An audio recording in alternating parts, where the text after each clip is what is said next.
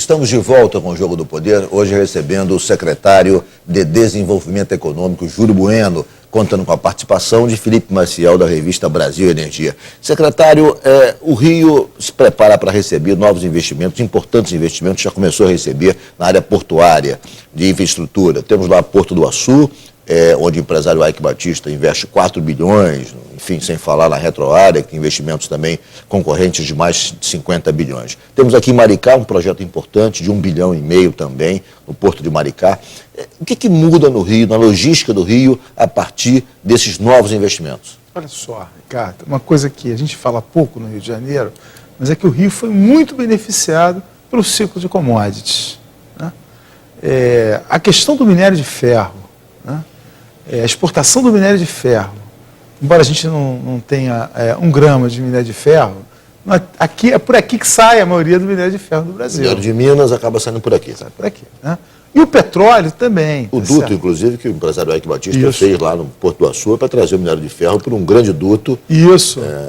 E mais, né? Como cada vez mais o mercado se integra, internacional, a siderurgia também se torna internacional e, portanto, as siderúrgicas no Rio de Janeiro, o Rio vai se tornar uma produtora de aço do Brasil nessa década. Isso é um assunto que eu queria falar. Vai se tornar mesmo? Porque essa retração mundial me parece que fez com que caísse um pouco a lucratividade das indústrias. CSA, inclusive, está vendendo, está em venda, está em processo de venda, o Grupo Thyssen quer vendê-la por conta exatamente da lucratividade que é baixa, me parece com capacidade ociosa, em função da queda de consumo de aço no mundo.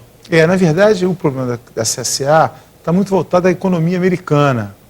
Como eu acho que a economia americana dá claramente sinais de retomada, né, eu acho que a CSA, rapidamente, ela vai conseguir chegar na sua capacidade instalada de produção, né?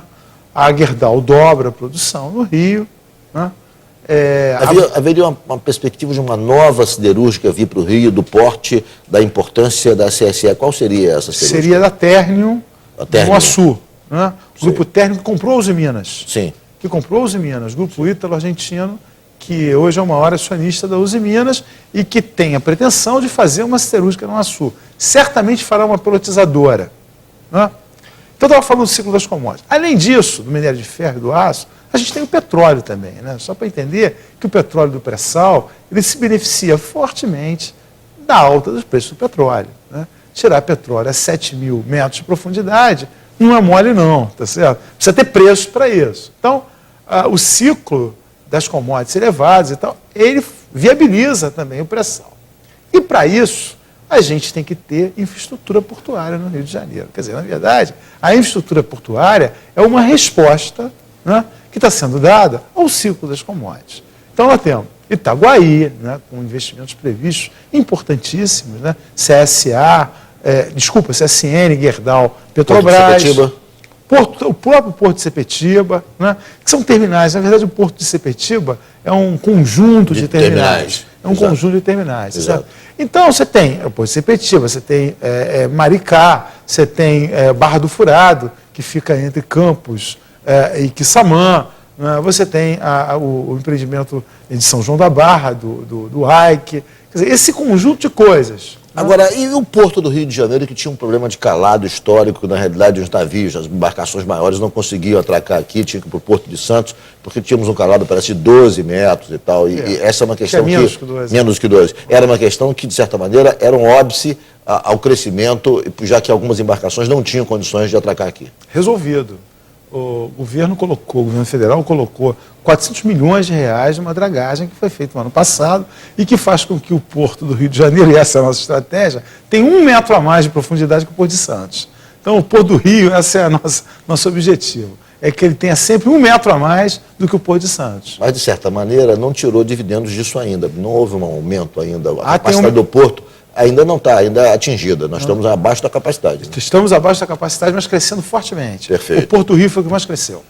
Felipe. Secretário, ainda falando sobre logística para petróleo, há uma semana o senhor, junto com o secretário Mink e o secretário Felipe Peixoto, divulgaram um parecer contrário à ampliação lá do terminal de Angra dos Reis, o TBIG, da Petrobras, operado pela Transpetro. Esse veto à ampliação do terminal está gerando uma comoção, principalmente nos políticos locais.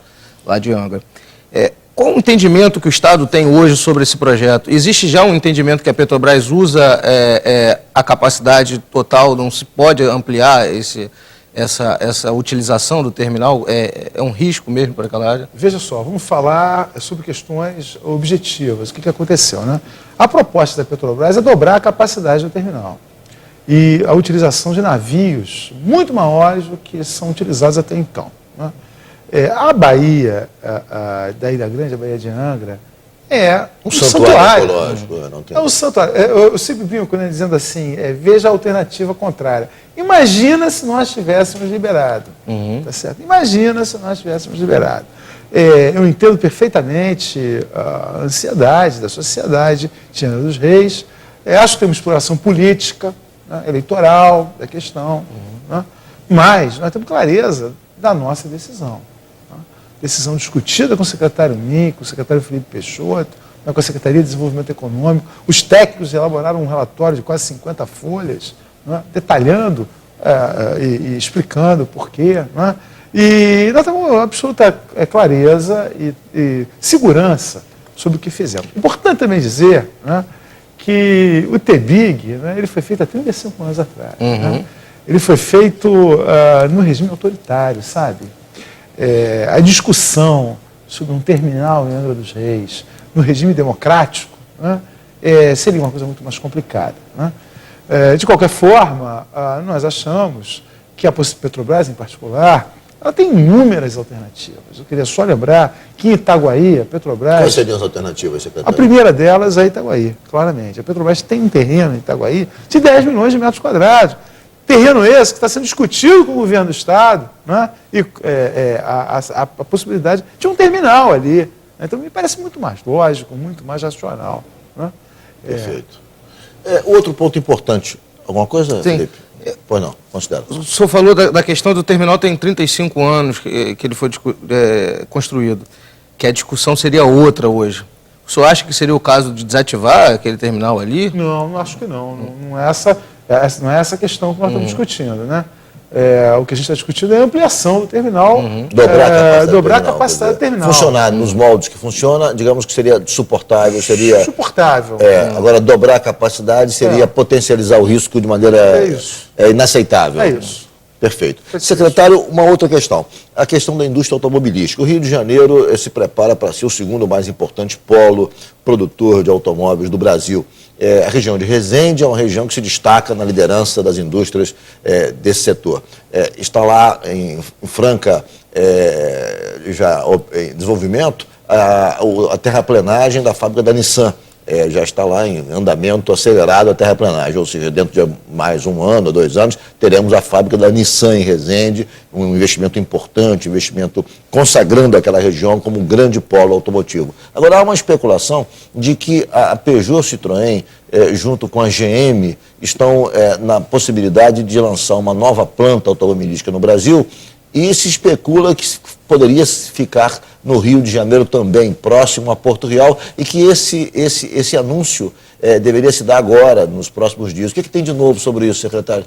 A questão é delicada e tal, mas os jornais já publicaram, e eu não posso negar que nós estamos discutindo, né, com a PSA e com a GM a implantação de uma fábrica nova no Brasil. Há uma disputa entre estados, tem 3 ou 4 estados disputando. O Rio é uma possibilidade, né? Isso consolidaria de forma espetacular. E sendo o Rio, seria daquela região de Resende? Não necessariamente. Não necessariamente. Há outras seropédica também. Possibilidades. A seropédica, Itaguaí, né?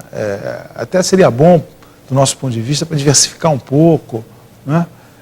Então nós estamos na luta, né? E não é só essa. Fala-se BMW, na chinesa também, na Jack. O que tem de concreto em relação a isso? O que tem é o seguinte, essa que você falou, né? Nós estamos discutindo e tal, né?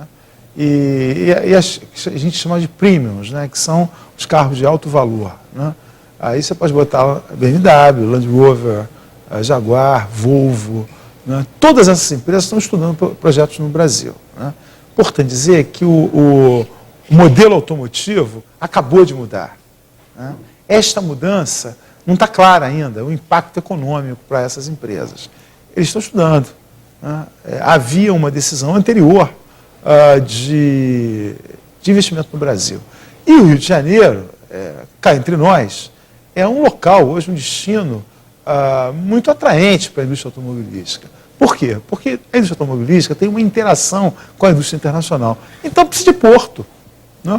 Precisa de porto, precisa de infraestrutura.